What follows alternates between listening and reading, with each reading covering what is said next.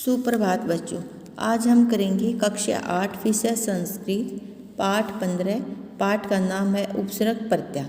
उपसर्ग प्रत्यय में हम करेंगे उपसर्ग की पहले वीडियो में उपसर्ग के बारे में हम कर चुके हैं। आज हम करेंगे प्रत्यय के बारे में। उपसर्ग की परिभाषा, उपसर्ग के उदाहरण हम कर चुके हैं। आज दिनांक है 12 जनवरी, 21 दिन है मंगलवार। इसमें हम प्रत्यय की परिभाषा करेंगे और कौन से प्रत्यय हैं हमारे पाठ्यक्रम में, इनकी परिभाषा उदाहरणों के द्वारा स्पष्ट करेंगे। ठीक है। प्रत्यय की परिभाषा है, आज दिनांक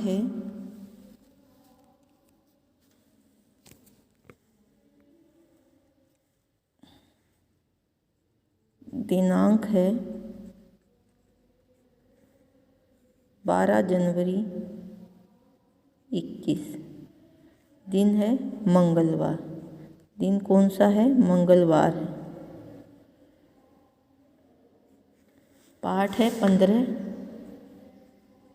पाठ 15। पाठ का नाम है उपसर्ग प्रत्यय। पाठ 15 पाठ का नाम है उपसर्ग प्रत्यय। उपसर्ग प्रत्यय। इसमें हम उपसर्ग के बारे में पहले वीडियो में कर चुके हैं। आज हम करेंगे प्रत्यय की परिभाषा। उपसर्ग के बारे में पहले वीडियो में हम उदाहरणों के द्वारा स्पष्ट कर चुके हैं। प्रत्यय की परिभाषा है प्रत्यय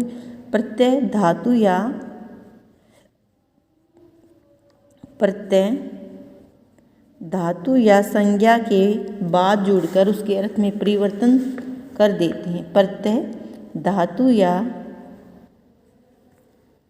संज्ञा के बाद जुड़कर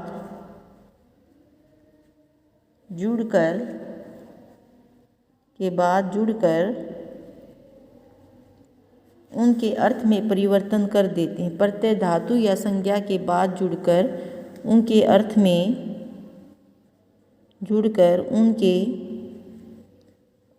में परिवर्तन कर देते हैं। अर्थ में परिवर्तन कर देते हैं। प्रत्यय धातु या संज्ञा के बाद जुड़कर उनके अर्थ में परिवर्तन कर देते हैं।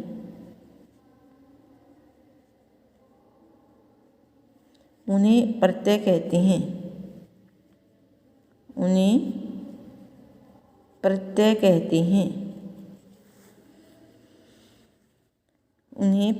कहते हैं।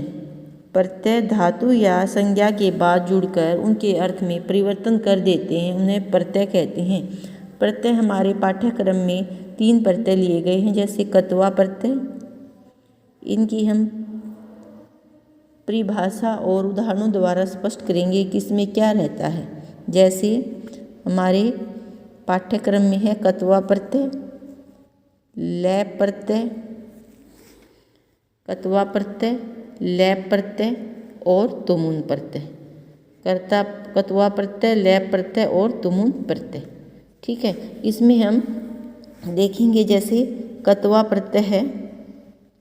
कत्वा प्रत्यय की हम परिभाषा द्वारा स्पष्ट करेंगे। जैसे कत्वा प्रत्यय, इसमें क्या रहेगा? तवा शेष रहेगा। कत्वा का अर्थ होता है कर या कर की। ठीक है। तवा इसमें शेष रहेगा। कत्वा में क का लोप हो जाएगा यहाँ पर, और इसका अर्थ है कर की। ठीक है बच्चों। इसमें अर्थात कत्वा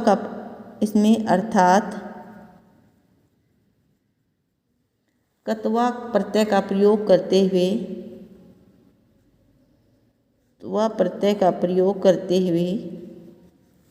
अथवा कत्वा प्रत्यय का प्रयोग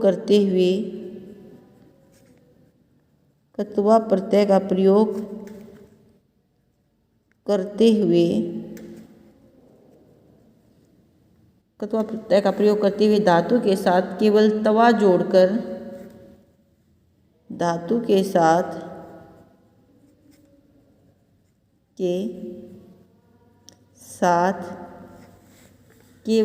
जोड़कर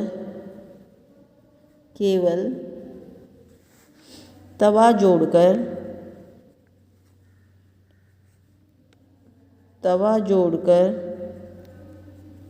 पद को अव्यय बना दिया जाता है। पद को अव्यय बना दिया जाता है। अव्यय बना दिया जाता है। पद को अव्यय बना दिया जाता है। ठीक है, इसमें जैसे हम उदाहरण लेंगे, जैसे उदाहरण के रूप में है छात्र पठित्वा गृहम् आगच्छति। जैसे छात्र पठित्वा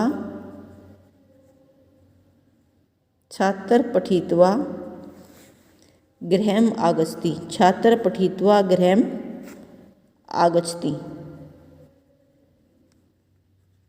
छात्र पठित्वा गृहम् आगच्छति कि छात्र पढ़कर घर आता है। जैसे छात्र पठित्वा गृहम् आगच्छति, छात्र पढ़कर घर आता है।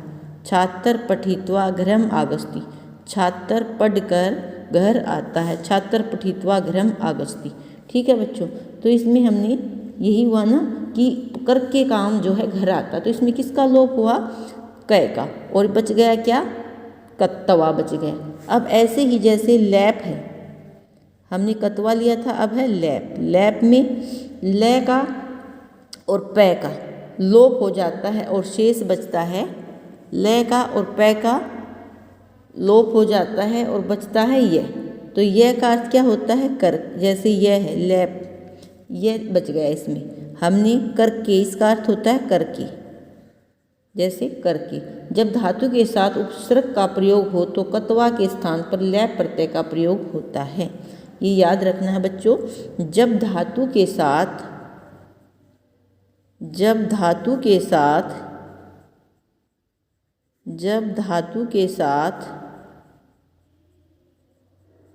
लैप के साथ उपसर्ग का प्रयोग हो तो, जब धातु के साथ उपसर्ग का प्रयोग हो तो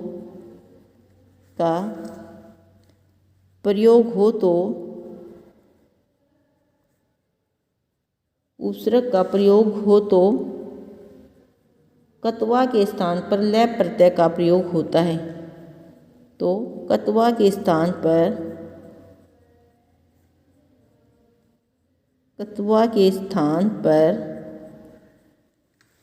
लैप प्रत्यय का प्रयोग होता है। लैप प्रत्यय का प्रयोग होता है। लैप प्रत्यय का प्रयोग होता है। लैप प्रत्यय का प्रयोग होता है। यह जब धातु के साथ उपसर्ग का प्रयोग हो तो कत्वा के स्थान पर लैप प्रत्यय का प्रयोग होता है। ठीक है बच्चों, इस पर में किसका प्रयोग होता है? लैप प्रत्यय का प्रयोग होता है। लैप प्रत्यय के ले और पै का लोप हो जाते हैं और धातु के साथ केवल क्या जुड़ता है बच्चों? यह जुड़ता है। ले और पै का लैप प्रत्यय के लैप प्रत्यय के ले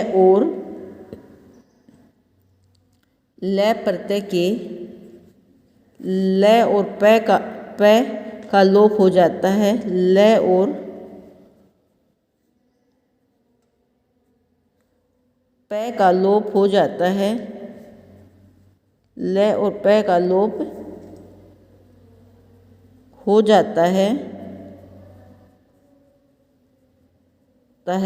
धातु के साथ केवल यह ही जुड़ता है। धातु के साथ क्या जुड़ता है? धातु के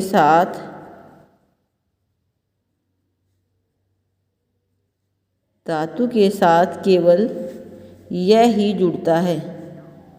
केवल यह ही जुड़ता है। धातु के साथ क्या जुड़ता है? यह ही जुड़ता है। ठीक है, जैसे हम उदाहरण के लिए ले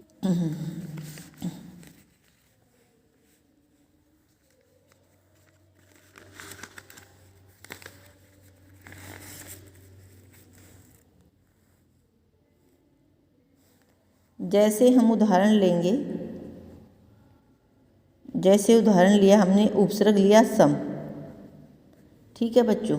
फिर हमने लिया मूल धातु ली पठ, पठ लिया, और प्लस में लिया हमने लैप, सम प्लस पठ प्लस लैप, और क्या बन गया बच्चों, समपठ्य। क्या बन गया, समपठ्य। तो इसमें बताया गया है ना कि जब धातु के साथ उपसर्ग का प्रयोग हो तो कत्वा के स्थान पर हम क्या लगाएंगे, लैप प्रत्यय का प्रयोग करेंगे, ठीक है। क्योंकि इसमें धातु के साथ क्या है, उपसर्ग है, तो इसमें कत्वा का प्रयोग नहीं होगा, यहाँ पर लैप का प्रयोग होगा। और लैप जैसे कि अब बन गया हमारा शब्द समपठ्य, समपठ्य। ऐसे ही कुछ उदाहरण और लेते हैं, जैसे उप हमने क्या लिया, उपसर्ग लिया, प्लस में क्या है, गम है, तो धातु ये हो गई हैं और आगे क्या है, उपसर्ग है, तो हम इसमें कत्वा का प्रयोग नहीं करेंगे, हम यहाँ पर करेंगे लैप का। और लैप का क्या शेष रहेगा, ये ल और पै का लोप हो जाएगा, तो क्या बनेगा, उपगम्य। क्या बनेगा, उपगम्य, ठीक है बच्चों। फिर ऐसे ही जैसे आ प्लस में आ उपसर्ग है, इसमें यहाँ पर गम यानी कि जाना जैसे होता है धातु, और तो इसका क्या आएगा, लैप का प्रयोग ही होगा, तो क्या आएगा, आगम्य। क्या बनेगा, आगम्य, ठीक है बच्चों। जब वाक्य में एक क्रिया को पूरा करके दूसरी क्रिया की जाती तो प्रथम क्रिया में कत्वा या लय प्रत्यय का प्रयोग होता है। जब वाक्य में एक क्रिया को पूरा करके दूसरी क्रिया की जाती है तो प्रथम क्रिया में कत्वा या लय प्रत्यय का प्रयोग होता है। जब वाक्य में एक क्रिया को पूरा करके दूसरी क्रिया की जाती है तो प्रथम क्रिया में कत्वा या लय प्रत्यय का प्रयोग होता है, ठीक है। इसमें जैसे जिसके लिए कार्य किया जाता है, जिसके लिए कार्य किया जाता है, इसमें हम करेंगे जैसे, अब जब वाक्य में एक क्रिया को पूरा करके दूसरी क्रिया की जाती है तो प्रथम क्रिया में कत्वा या लय प्रत्यय का प्रयोग होता है, ठीक है बच्चों। जैसे हमने लिया, अब इसमें मान लो तुमुन, तुमुन आगे हमारा है तुमुन, तुमुन का क्या होता है, तुमुन का प्रयोग, तुमुन जिसके लिए कार्य किया जाता है उस धातु में तुमुन प्रत्यय लगाया जाता है। जिसके लिए कार्य किया जाता है, किसके लिए किया जाता है, जिसके लिए कार्य किया जाता है, जिसके लिए कार्य किया जाता है, जिसके लिए कार्य किया जाता है उस धातु में तुमुन प्रत्यय का प्रत्यय लगाया जाता है। जिसके लिए कार्य किया जाता है उस धातु में, उस धातु में तुमुन प्रत्यय लगाया जाता है। उस धातु में क्या लगाया जाता है, तुमुन प्रत्यय लगाया जाता है। उस धातु में क्या लगाया जाता है बच्चों, तुमुन प्रत्यय लगाया जाता है। कौन सा प्रत्यय लगाया जाता है, तुमुन प्रत्यय लगाया जाता है, ठीक है। तुमुन में उन का लोप होकर केवल तुम का प्रयोग होता है। तुमुन में बच्चों जैसे तुम है और ऊ की जो है ये यहाँ पर ऊ की मात्रा है, तो इसमें क्या होगा, इसमें हम तुम शेष, तुम जो है इसमें शेष रहेगा और उनका लोप हो जाएगा। तुमुन में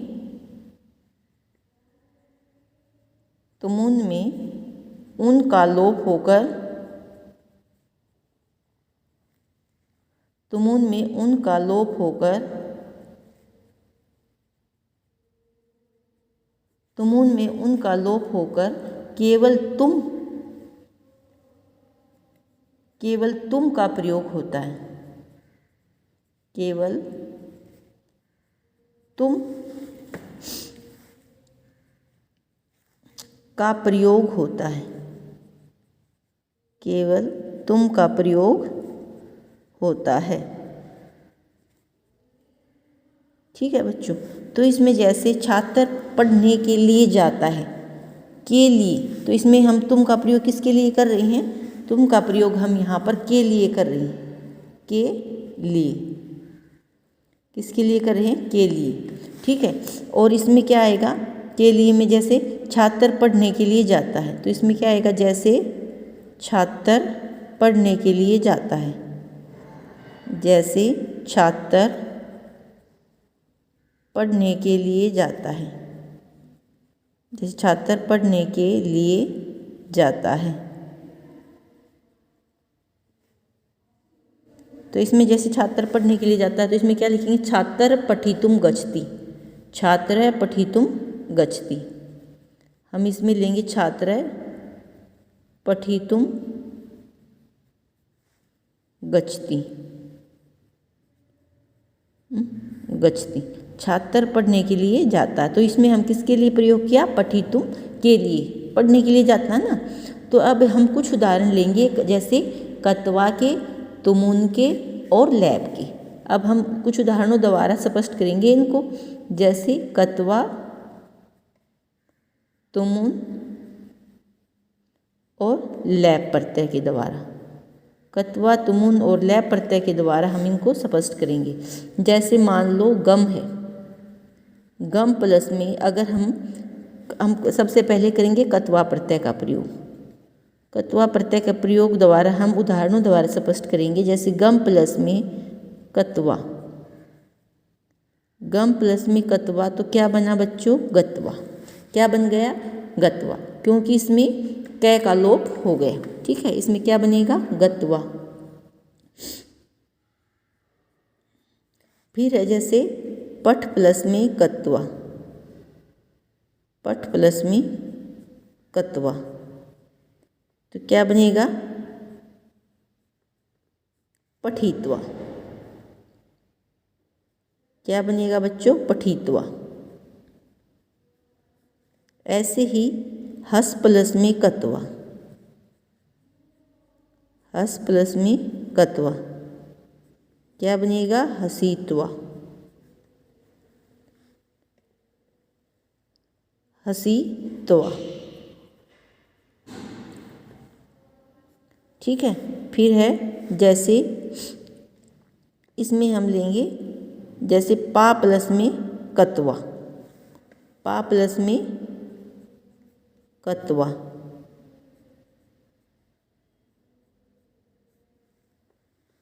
तो इसमें क्या बनेगा, पा प्लस में कत्वा क्या बनेगा, पीतवा।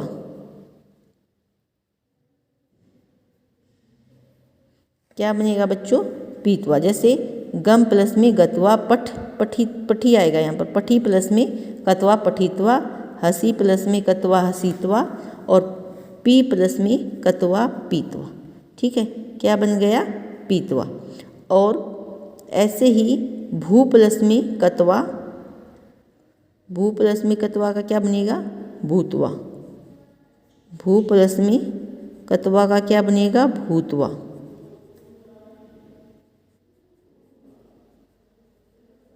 भू प्लस में कत्वा क्या बनेगा बच्चों, जैसे गम प्लस में कत्वा, गत्वा। पठी प्लस में कत्वा, पठित्वा। हसी प्लस में कत्वा, हसीत्वा। पी प्लस में कत्वा, पीतवा। भू प्लस में कत्वा, क्या बचा इसमें, तवा शेष रह गया और कै का लोप हो गया। ऐसे ही नम प्लस में कत्वा, नम प्लस में कत्वा, क्या बना बच्चों, नत्वा। दा प्लस में कत्वा, दत्वा। क्या बना, दत्वा। ठीक है। फिर है स्था प्लस में कत्वा, स्थित्वा। स्था प्लस में कत्वा, क्या बना, स्थित्वा।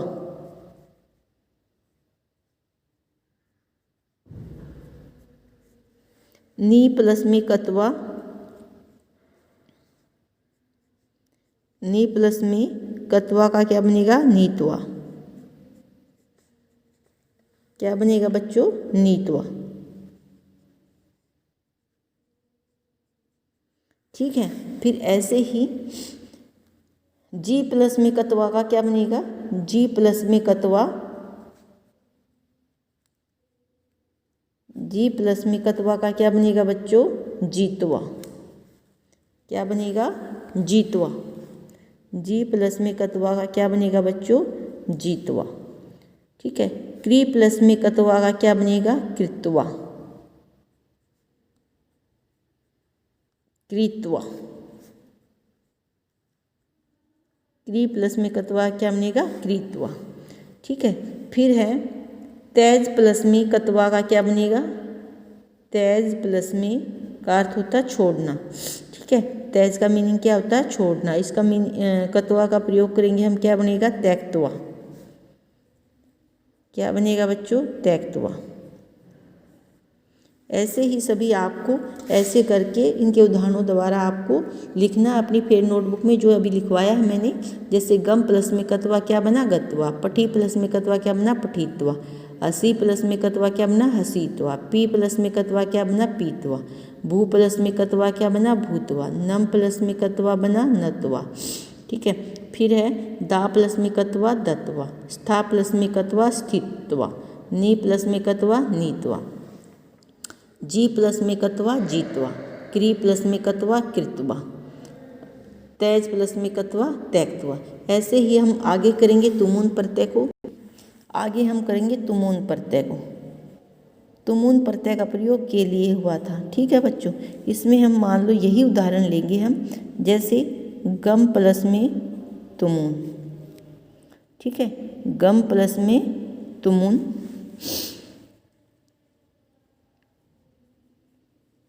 तो इसमें क्या शेष रहेगा? तुम शेष रहेगा। तो हम इसका क्या बनाएंगे? गम का क्या अर्थ होता है? जाना।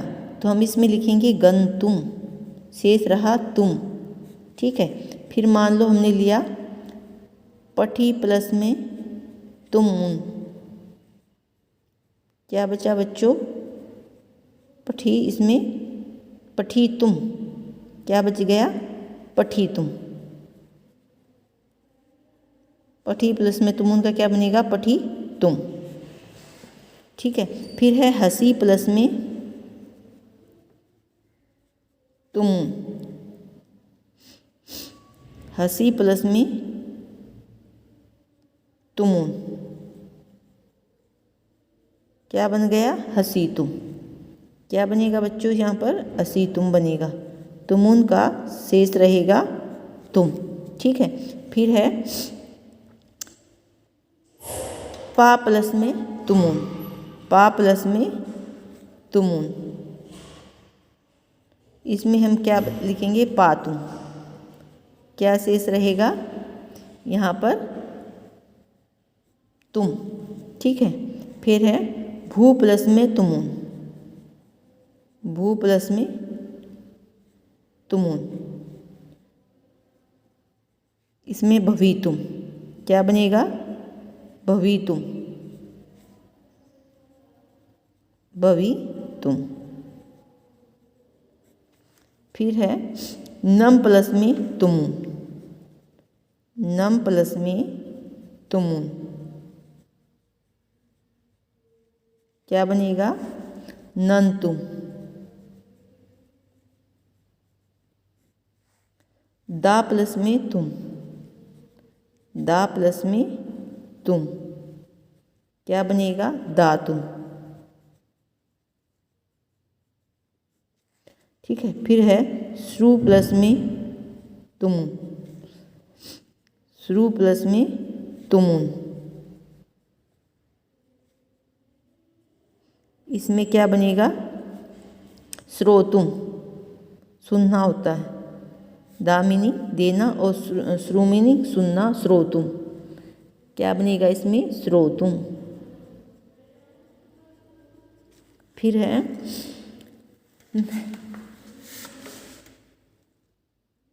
स्था प्लस में तुमुन।